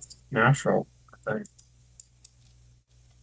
I believe that to be true. And honestly, I'd probably need to refresh my memory before I speak too much on the island. I do know the island has infrastructure, at least a little bit. There's like It- roads and buildings and stuff. It predates the bridge. Like, there was the first territorial dispute between Ukraine and Russia in the 90s was over that island. Russia wanted to, I think they wanted to build like a dam or something between the island and that peninsula to the south or something, and there was a major territorial dispute over it. And it ended with, I think, Ukraine Marines being deployed to the island.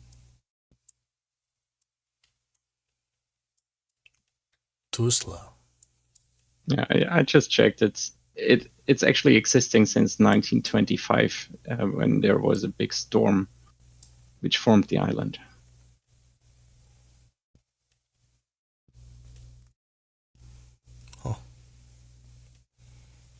The Interesting. relatively new island that It's very important. A relatively new island that Russia will claim is theirs for the past 1,000 years or something ridiculous.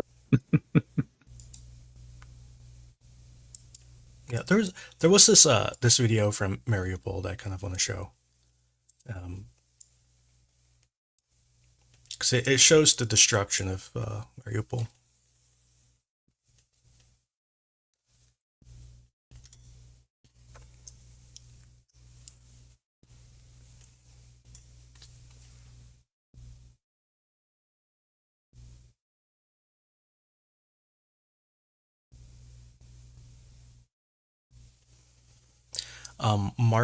Mark Twain is asking, do you know what was sunk there? They were all ferries, right? Like old ferries, I assume. That was my understanding, yeah. Just old ferries that weren't really in use anymore, and so they've sunk them just to use them as like anchor points, essentially. I assume that just like you mentioned, John, that the island was made by a storm. Generally, that area is fairly sandy, and you're just gonna get, like, it's not the anchor points aren't going to hold as steadfast because there isn't a lot of like bedrock or specific things for anchors to actually hold to. And so that would be the purpose of sinking the ferries.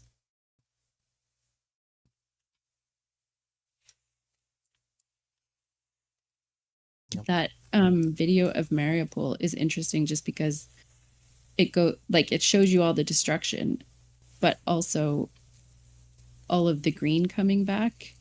Like if you think back to the videos of last spring when we saw it just being flattened and barely any trees even looked like they were still alive because they'd all been taken out. It's amazing that nature actually kind of comes back in that. Yeah, there was a pretty cool video from Marinka in spring, where I think Marinka is the most destroyed place in Ukraine. Like there's like nothing left, and there was just this video of like a drone flying through it, and like everywhere in the city was a flower, because like all like the wildflowers and whatever flowers had been planted, like tulips and whatever, had all flowered, you know, and bloomed. So like the whole city was just flowers, or the ruins anyway.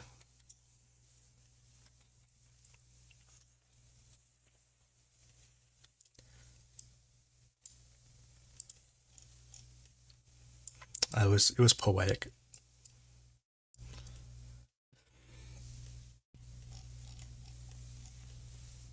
Anyways, John, do you have any news to talk about? I believe y'all already talked about the raid against various targets in Russia Yeah. earlier today, so I think that base has been covered.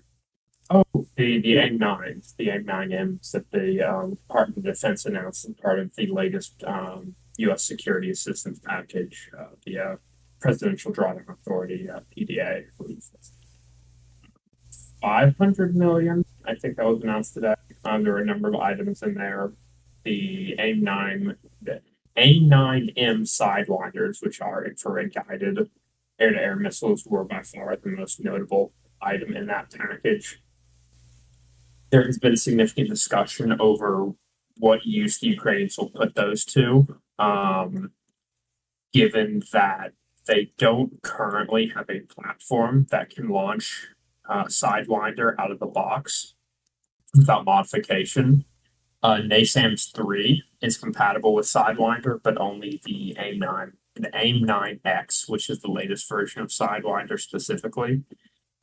Ukraine has not received that. They've received the 9M from the US, and they previously received the 9L from Canada 3 months ago in May. Neither of those would be out of the box compatible with NASAMS 3, specifically because NASAMS 3, in order to integrate Sidewinder, relies on the lock-on after launch capability that was added on the 9X. The 9L, the 9M lack that capability.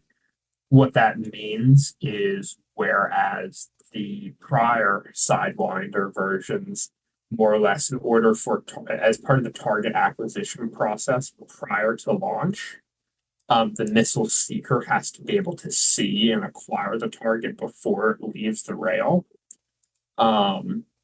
With lock-on after launch, essentially what you do is you add basically an inertial navigation system and a data link to the missile, and then you can essentially kind of basically program the area where the missile is supposed to look. And so you can launch it without it having a lock on the target, and then basically data link to the missile where you want it to look to find the target. After it launches, the missile then steer itself to that, to point in that direction. It'll acquire the target and start homing. Without lock on after launch, it becomes kind of tricky to do that with NASAMS. You could probably do it, but it would be a pretty in-depth integration package. What some people have notably pointed out, including some major Ukrainian defense outlets, is that more than likely these are probably actually going to be integrated with Ukrainian MiG-29s and Su-27s. As it would happen, the Soviets sort of sowed they sowed the seeds of their own demise in some sense, because the Soviets copied the Sidewinder in the form of the R3 air-to-air missile and then integrated it on all of their aircraft. So basically, the MiG-29s and the Su-27s, they're already integrated with a Sidewinder clone. So it would be pretty easy actually to bolt a Sidewinder onto them. In fact, it's been done before. I believe the Egyptian MiG-23s. They literally launched Sidewinders from R3 rails, so it should be a pretty rapid integration to get that done. This would be really ideal for dealing with the Shaheds in particular. We have vast quantities of Sidewinders, just that we've produced over the decades. They're cheap. They're quite the cheapest thing we have. That would probably be something like APKWS, but Sidewinder is the cheapest thing that we have in quantity, and that Ukraine, in principle, has a lot of launch platforms for all of their MiG-29s and Su-27s, where APKWS is still strongly limited by the number of available launch platforms. So this is really probably the best long-term solution. It's not the only solution, there'll be many solutions, but it's probably going to be one of the principal components going forward in terms of enhancing the robustness of Ukraine's integrated air and missile defense system, especially as we get into the fall and winter and beginning of next year, as that Shahed factory comes online and Shaheds begin making up an increasingly large fraction of the munitions that Russia launches during its raids. So this is, an important step in the right direction. And especially it helps to mitigate any potential shortfall in the R-73, which is the historical Soviet standard infrared guided air-to-air missile that Ukraine has been using. I have to imagine they've burned through an extremely large number of those by now. So if there's any shortfall in inventory there, Sidewinder could more than make up that difference. Do you know how many they're giving? I don't think the U.S. disclosed the number. Canada gave all of 43. Granted, they don't have that many, but I'd have to go through some procurement documents for the U.S. I'd have to go through some really old ones, but I'm confident that we have probably countless tens of thousands just off the top of my head. I'd be shocked if we didn't. Yeah, we've I mean, got the best part crazy. is we're getting rid of the older ones because none of them are compatible with the F-35, specifically because if you want to carry an AIM-9 in the internal weapons bay, the fifth or soon sixth generation fighter, it has to have lock-on after launch in order to make that workable. So all of the pre-AIM-9X ones, they're dead end. They have no evolutionary future. Interesting. Yeah, so I didn't realize that NASAMS couldn't use these missiles, but that makes sense. It can use the 9Xs, but not the older ones. Yeah, because I assumed that's what they're for, but okay. I mean, they could also do like another Frank and Sam project. I mean, if anybody has chaparrals lying around, the Chaparral EMI, I can't remember what its numerical designation is. It was a very old Cold War U.S. Army mobile SAM system. It was basically a ground launch version of the Sidewinder. I think we long since got rid of and destroyed all of our launchers. I think Portugal and maybe a couple other places still have them. I guess if you wanted to do, try and bring a couple of those back, you could maybe integrate a Sidewinder onto those. But again, we have no specific evidence that anybody's kind of provided any, the ancient chaparrals. So it's probably going on the 29s or the Su-27s. Isn't there like a Humvee that can shoot them? So there was a Humvee platform as part of NASAMS.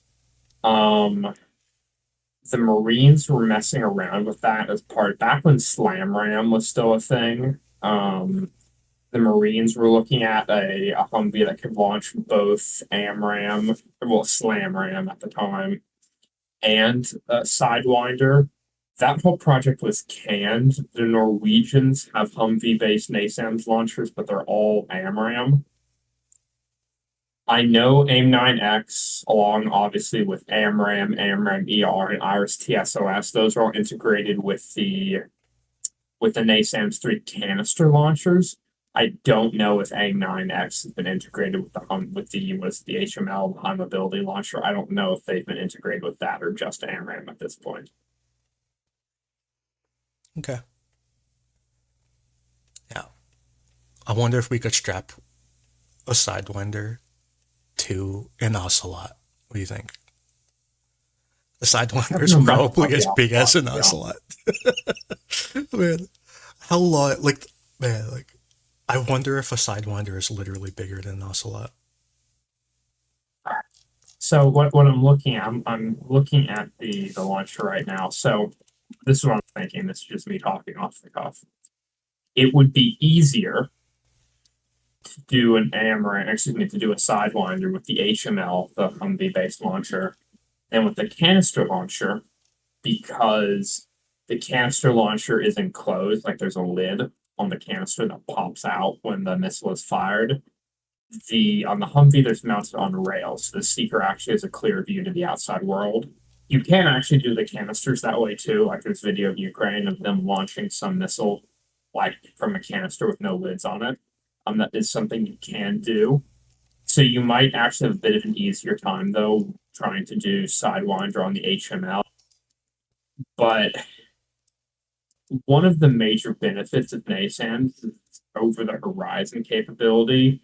By having, the launcher and the radar 20 kilometers apart, then you have that data link to AMRAAM. So you can basically have your Sentinel, get your, a target quality track, location, velocity of your target, relays that back to the launcher that gets uploaded to AMRAAM. AMRAAM, predicted intercept point is computed. AMRAAM is launched, navigates via INS to that predicted impact point. If the target changes velocity or trajectory dramatically, its new position, velocity can be uploaded to the missile via the data link. New impact point will be computed INS until basically it's close enough to the terminal radar guidance. So that's you could really have that that over the horizon capability. If you're doing lock on before launch with Sidewinder, you lose that because the launcher has to have a direct line of sight with the target. So you have to be able to see the target. You have to be able to draw a straight line from the tip of the missile on the launcher to the target with no obstruction. So if you're going to be using it on the front line, it has to be literally on the front line, which is not the best for survivability. That said, Ukraine typically uses NASAMS for rear area defense of point objects deep in their rear against, Shaheds, KH-101s, Calibers, the like. So that might not be as big of a deal for them, given the fact they aren't using it for actual forward air defense for force protection of, elements along the forward line of troops. That might not actually be a big deal for them. But if that was a use case that they were looking at, then Sidewinder might be problematic for that. You think that's about the right size of an Ocelot? Yeah, dude, they could totally. Look at that. It'd be the stupidest vehicle ever. I love it.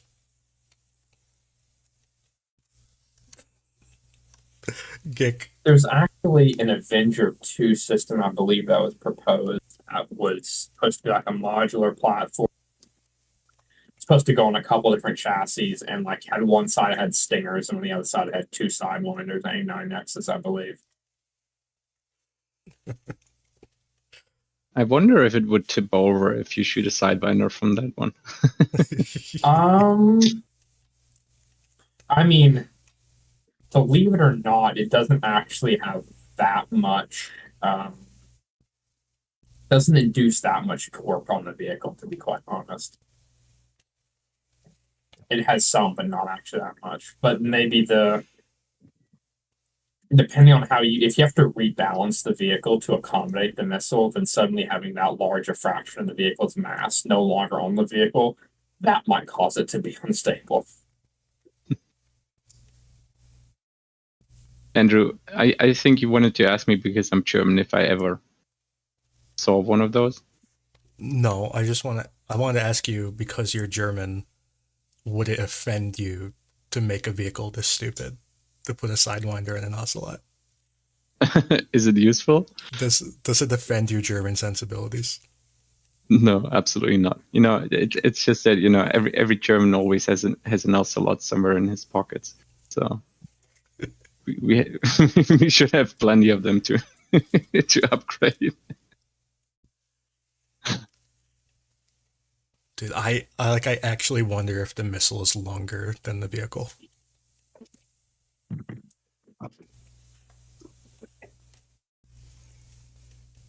Anyways, we've been going for 2 hours. I think that's enough. What do you think? Can I just correct? David Helms was kind enough to send me the depth information for that part of the Kerch. So on the side where they put the ferries, that's 2 to 4 meters deep. Wow. That's like nothing. And so, yeah, so those ferries aren't particularly sunk all the way, which is why they're picked up on Sentinel so well. And then on the other side, it is 5 to 7 meters deep, and the dredge channel is 10 meters deep. And David did a thread earlier today with a lot of that information and the SAR imagery from when they put the ferries in. So if you wanted to take kind of a closer look at all of that, it'd be best to go and look at his thread. David Helms 570 is the Twitter handle you're looking for. That's like a swimming pool depth. I did not realize it was that shallow. Yeah, it's crazy shallow on the other side for sure. Yeah, it also means that any underwater drone certainly wasn't going to target that area. Yeah. Unless it's really tiny. Yeah, and then it's not going to do much, I suppose. Unless it's really long. Just like a giant like pencil. Okay. Anyways, so thank you for everybody who came and listened, and thank you for the people who came to speak. This is Constantine and Exit and Gick and John. Thank you. And we'll be back on Friday. Are there things I should? I always forget to advertise things. So on Thursday, Bond is doing a space on Twitter, right? Are there other things I should be advertising? I'm really bad at this. I don't know. I don't know of anything this week specifically. Anyway, there's a calendar. You should look at the calendar. The calendar remembers things better than I do. Anyways, thank you for everyone who came, and share the video if you enjoyed it. And we'll be back on Friday at 3 p.m. Eastern Time, which is 9 p.m. Central European Time. And see you later. Thank you.